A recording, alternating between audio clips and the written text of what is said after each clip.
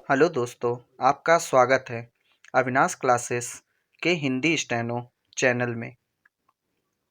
अब dictation start होगा।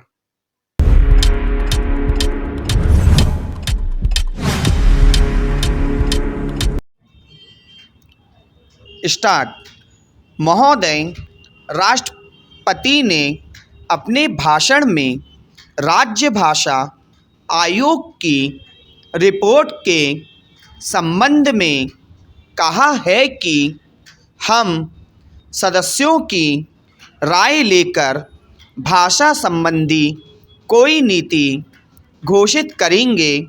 मैं समझता हूँ कि भाषा का प्रश्न इतना जटिल नहीं था जितना कि उसको बना दिया गया है। इस जटिलता को लाने में जहाँ उन लोगों का हाथ है जो सरकार में नहीं हैं, वहाँ इससे भारत सरकार की भी बड़ी जिम्मेदारी है। मुझे वह दिन याद है जब से मैं छोटा था और देश गुलाम था।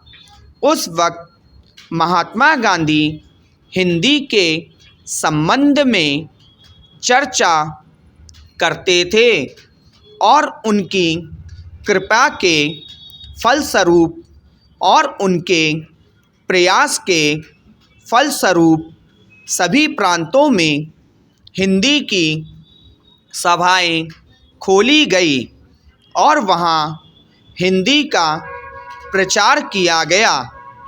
उस समय हम अंग्रेज़ों के गुलाम थे और अंग्रेज़ों ने ही हमारी राज्य भाषा अंग्रेजी घोषित कर रखी थी। तब हम अंग्रेजी से दूर थे और हिंदी के निकट थे, लेकिन आज जब हमारी अपनी सरकार है, अपना शासन है, हम हिंदी से दूर होते चले जा रहे हैं। एक समय था जब देश में हिंदी के संबंध में एक मत था। जब देश स्वतंत्र हुआ उस समय हिंदी के संबंध में घोषणा हो जानी चाहिए थी, लेकिन उस समय सरकार चुप हो गई। अब जो देर हो रही है इससे भाषा संबंधी समस्याएं बढ़ती जा रही है।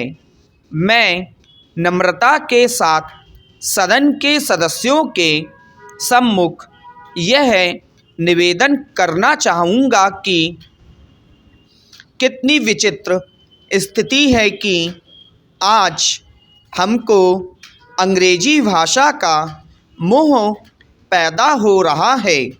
आज हिंदी देश की मुख्य भाषा है, इसमें कोई दो मत नहीं हो सकते। यह सबसे अधिक बोली जाने वाली भाषा है। आज इसका विरोध बढ़ता जा रहा है। कुछ ऐसी बातें हो रही हैं जिससे मालूम होता है कि हिंदी का विरोध प्रादेशिक भाषाओं से है, लेकिन ऐसा नहीं है। सच पूछा जाए तो यह बात यह है कि अंग्रेजी भाषा के स्थान पर हिंदी को लागू करने का प्रश्न है। प्रांतों में काम प्रादेशिक भाषाओं में हो, किंतु हिंदी में तो हिंदी भाषा भाषियों को और कुछ जो हिंदी भाषा भाषी लोग हैं उनको यह गलतफहमी हो रही है कि हिंदी वाले बलपूर्वक हिंदी को राज्य भाषा बनाना चाहते हैं, लेकिन इसमें कोई इस प्रकार का प्रश्न नहीं है। यह तो केवल आपस में समझने का प्रश्न है। किसी स्वतंत्र देश में ऐसा नहीं है। महोदय, राष्ट्रपति के अभिभाषण में राष्ट्र की दशा का जो भी चित्रण किया गया है, उसे देखकर भविष्य के बारे में जनता के मन में अच्छे जीवन की आशा उत्पन्न होना कठिन है। अभिभाषण में अधिक बल शासन ने अभी तक जो कुछ किया है उसकी ओर दिया गया है, जबकि यह सदन और राष्ट्र की जनता आज हमारे सामने जो संकट खड़े हैं उनका निराकरण किस प्रकार किया जाएगा, इसके संबंध में मार्गदर्शन की आशा करती थी। राष्ट्रीय जीवन के भिन्न भिन्न क्षेत्रों में सरकार द्वारा अपनाई गई नीतियों के जो परिणाम हुए हैं वे हमारे सामने हैं और मुझे यह देखकर बड़ा दुख हुआ है कि राष्ट्रपति महोदय के अभिभाषण में राष्ट्र की सुरक्षा के लिए, एकता के लिए जो नए नए संकट खड़े हो रहे हैं उनका कोई उल्लेख नहीं किया गया है। कुछ ही दिन हुए हमारे रक्षा मंत्री ने एक भाषण में कहा था कि भारत 100% सुरक्षित नहीं है। किसी देश का रक्षा मंत्री सार्वजनिक रूप से इस तरह के विचार व्यक्त करे तो यह प्रश्न स्वाभाविक रूप से खड़ा होता है कि राष्ट्र की सुरक्षा की ओर, जो कि सर्वोपरि है, ध्यान देने के लिए पूरा प्रयत्न क्यों नहीं किया गया। सभी जानते हैं कि सुरक्षा के लिए जो भी संकट है वह हमारे पड़ोसी से है और वह पड़ोसी आणविक शस्त्रों की मांग कर रहा है।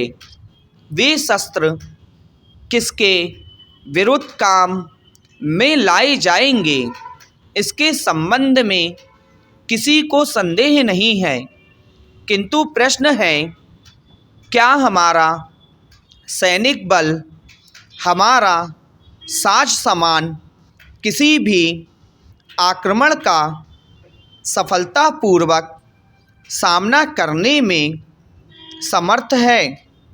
मैं यह स्वीकार करता हूँ कि किसी बड़े युद्ध की आशंका नहीं है, किंतु पाकिस्तान के नेता अपनी जनता का ध्यान वहाँ की गिरती हुई आर्थिक स्थिति से दूर करने के लिए किसी भी समय कश्मीर के प्रश्न पर अंतर्राष्ट्रीय सैनिक हस्तक्षेप को निमंत्रण देने के लिए